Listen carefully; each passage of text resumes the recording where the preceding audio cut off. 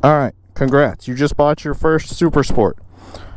Now, how do you ride this thing? This is something that is kind of lost, and I have been, from my feedback I've gotten, kind of a mystical point, because there's a lot of extremely advanced skill stuff to do on Super Sports in terms of videos and introductions and everything, and then everything below that is going to be things telling you don't get it, or I got mine and I survived, or you know, here's me going 180 miles per hour in a straight line, blah blah blah blah.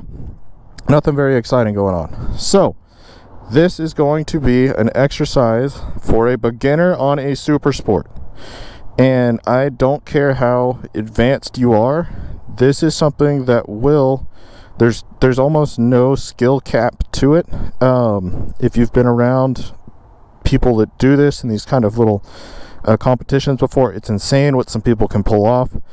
I am garbage compared to what some people can do. So keep that in mind as well. You're not watching an expert by any means. But our exercise is going to be turtle racing. If you're not familiar with turtle racing is where you put 2, 3, however many bikes together in a line, and then there is a finish line, and it is a distance. So let's say 50 feet, 50 feet, 100 feet, whatever. 100 feet will be a long one, but you're gonna have a distance, and the last one to cross that line wins. You are the turtle. The slower you go, the better you are at this race.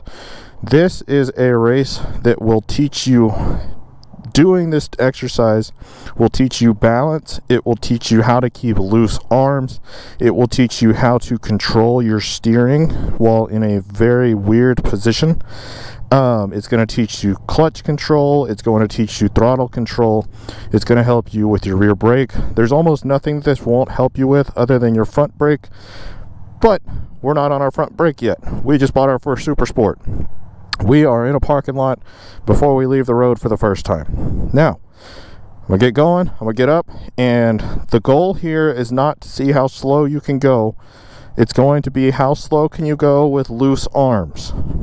Right, this is the exercise. So, and another thing you're going to do here, because this is an exercise to get you ready to how you're going to be riding, this isn't just to, you know, feel fancy, is you're going to use these 3 fingers on the throttle.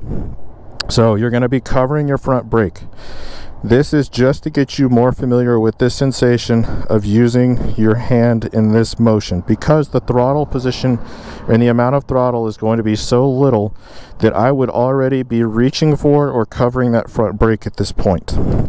So this is to help you fine-tune with these 3 fingers your actual throttle. Covering our front brake, we're going to be using our clutch, of course, our rear brake, and we're going to go and we're going to keep our focus on keeping our back, squeezing the tank with our legs, keeping our back upright. Our shoulders are not going to, we're not going to push against the bars. We're not doing a push-up position. We're keeping all of the weight within our back and our abs, and we're going to do our best to keep our head up. And you are going to try and see how slow you can go while staying loose. If you can't stay loose, you're not doing what you're supposed to. That is the key here, is staying loose. So let's see, we'll get up like 5-ish to start, right? So 5, just see, loose, loose, loose. And each speed is going to be a little harder too, because it's going to cause a little more throttle and clutch control. So like, it's tough for me. Where's 5? There you are, little buddy. Get back here. There's 5. Where? Hold on. There may not be a 5 on this bike. I might have lied to you. There we go, 5. We're staying loose. All right, now let's get down to 3. All right. We're staying loose, we're staying loose, we're staying loose. Can we manage a 2? Yep, can we manage 2 and not getting into the other lane? Kind of. Can we get down to a 1? How far can we go with a 1? All right, I'm just going to keep flapping my arms to show that I'm loose. This is significantly harder. Oh God. Right, this sucks. Let's see if we can get a 0 to show on there. Come on, come on, come on, come on. Not be able to flap my arms while doing that. Nope. Hold on, straighten back up. Give me a 0. Give me a 0. Come on. Come on, give me a 0. Give me a 0. It's not gonna happen. There may not be a 0 on this bike. But that's it. That is all a turtle race is. That is all this exercise is. Focus on the loose arms. If you can't keep the loose arms, like it with that one, so we're gonna call it 0. We're gonna round down.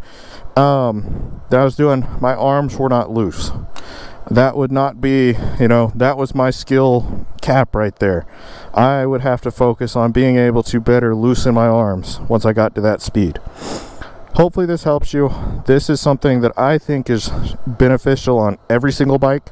I think turtle races is one of the most underrated. It's kind of seen as it's a joke and it's a really cool thing to watch in person, especially with people that can, you know, almost just make the bike stay flat for, you know, a whole run.